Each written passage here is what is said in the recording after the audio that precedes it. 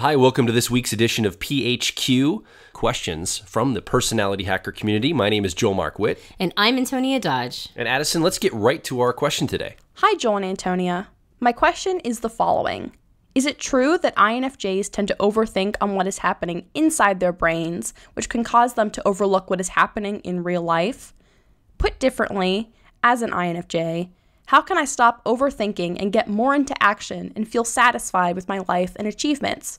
All the best, Anonymous. Thanks for the question. It's a really good one. And we have a lot of INFJs, a lot of INTJs also asking a very similar question about how do we as, INJs get into action more and get out of our heads, make things happen in the real world. So it's timely. And I think a lot of people will resonate with this, not just INFJs.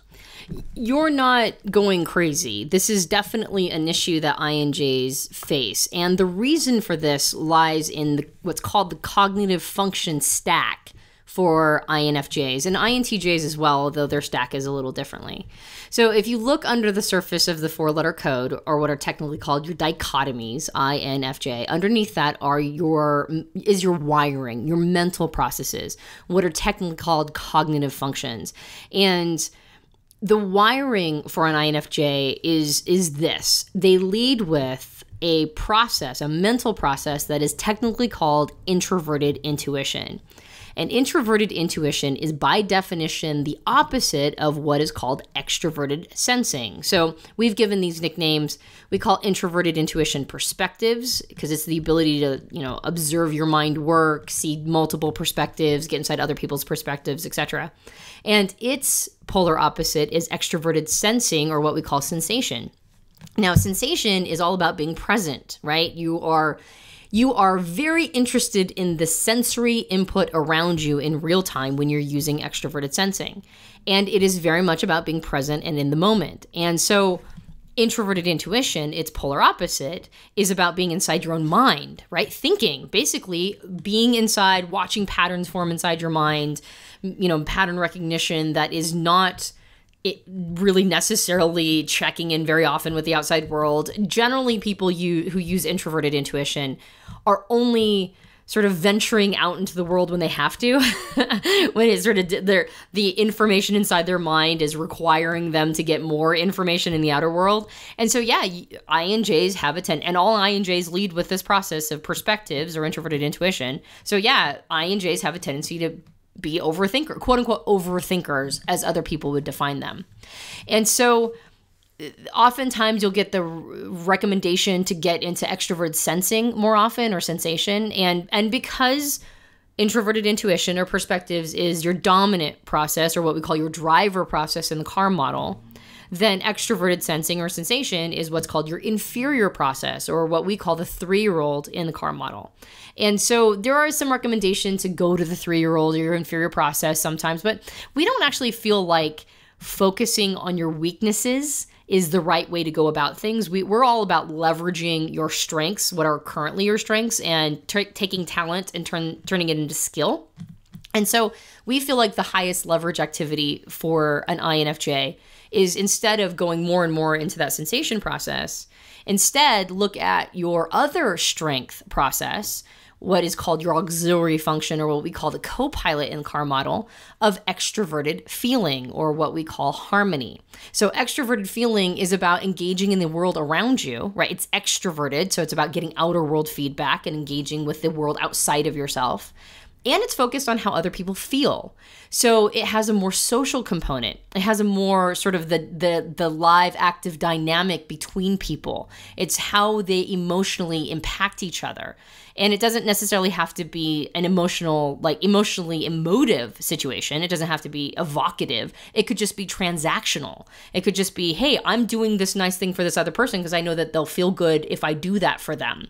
So this is a strength. Extroverted sensing or sensation, that's your inferior process. That's your 3-year-old. That is not a strength. So instead of going to something that is a natural weakness, why not go to something that is a natural talent and build skill in that which your extroverted feeling process is a talent of yours.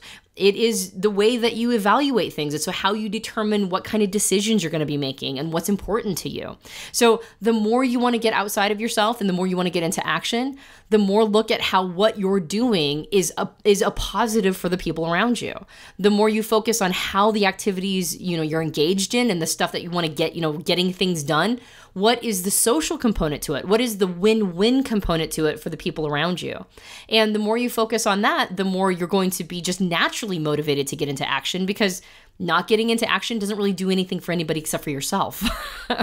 Yeah, if you can link something that you want to accomplish, let's say you have a project you want to do, if you can link that to people getting their needs met, that's going to help you feel good and motivate you toward doing that thing or that project, because you realize that people's needs are going to get met. And that harmony process, that secondary process, that co-pilot that we're suggesting that you develop is so tied to meeting the needs of others and helping others feel like they're having a harmonious, great experience in whatever they're doing.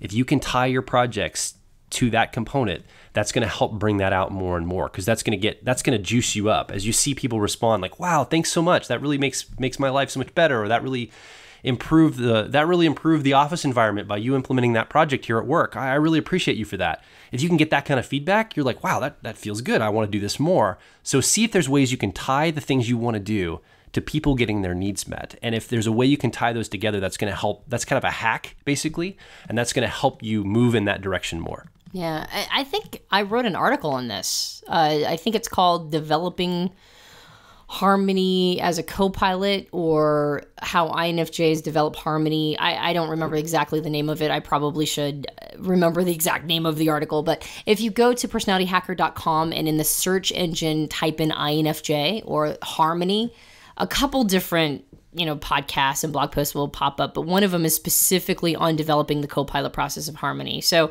I think I give a couple suggestions in there on how to go about this, or some ways of looking at it. And what's great about this is it might be sort of a disconnect to say, well, how is developing harmony going to get me more into action? But what I've noticed is that the more we develop any single cognitive function that is high leverage for us, we start to see how it snowballs in other areas. So just developing the harmony process in general is going to force you to be more extroverted.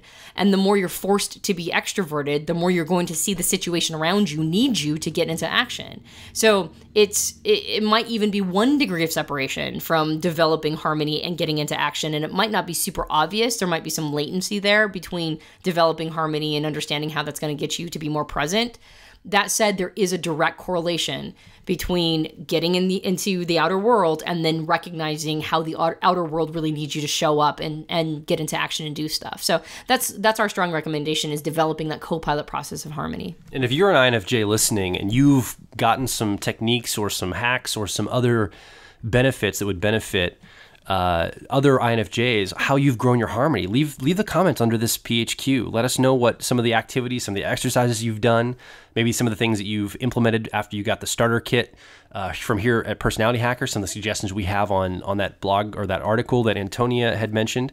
What are some things that you've done in your life to get into harmony? I think that would help a lot of other INFJs listening and other INJs. It can also translate to the effectiveness process for INTJs to some degree. It's not about meeting people's needs, but it's still about getting that extroverted piece and accomplishing something in the outside world. So I think this could be a benefit. If you'd leave some comments or some suggestions under this PHQ, we would really appreciate that. And if you have a question that you'd like answered here live on PHQ, you can go to personalityhacker.com/questions. There's 2 ways you can ask your question. You can go ahead and record your actual voice, and we'll get that audio file. We'll be able to edit it right into the actual recording. Or you can type your question into the form that's there, and we can read it on the air like we have been doing over at personalityhacker.com/questions. My name is Joel Mark Witt. And I'm Antonia Dodge. Thanks for listening to this edition of PHQ Questions from the Personality Hacker community. We will talk with you on the next episode.